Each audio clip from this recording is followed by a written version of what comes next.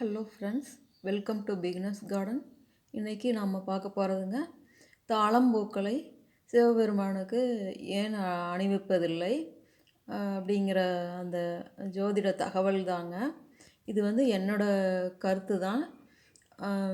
இப்போ வந்து ஒரு கதையாக, புராண கதையாக சொல்லி வச்சுருக்காங்க. தாழம்பூ பொய் சொன்னதால், முடியை கண்டுட்டேன் அப்படின்னு சொல்லி பொய் சொன்னதால் தாழம்பூக்களை வந்து சிவபெருமானுக்கு அணிவிக்கக்கூடாதுன்னு சிவன் சாபம் கொடுத்துட்டாரு அப்படின்னு சொல்லி சொல்கிறாங்க.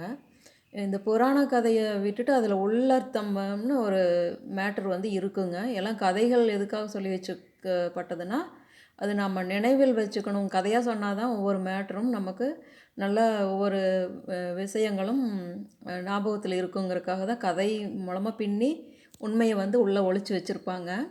இப்போ சிவபெருமானுக்கு ஏன் அந்த தாழம்பூக்கள் வந்து வேண்டாம், எந்த காரணம் கொண்டு பயன்படுத்துவதே கிடையாது அப்படின்னு பார்த்தோம்னா, இந்த சிவன் பெருமானுக்குன்னு உண்டான ஒரு சில சக்திகள் இருக்குது. அவருக்கு எந்தெந்த பூக்கள் வைக்கலாம் அப்படின்னு குளிர்ச்சி பொருந்திய எல்லா பொருட்களையும் அவருக்கு படைக்கிறாங்க. அவர் விரும்பி சாப்பிடக்கூடிய உண்ணக்கூடிய பொருட்கள், படையல்கள் எல்லாமே வந்து ஒரு குளிர்ச்சித்தன்மை வாய்ந்ததும் மற்ற எல்லா இதையும் கொடுத்தாலும், தாழம்பூ வந்து ஒரு தனித்தன்மை வாய்ந்ததாக இருக்கக்கூடும்.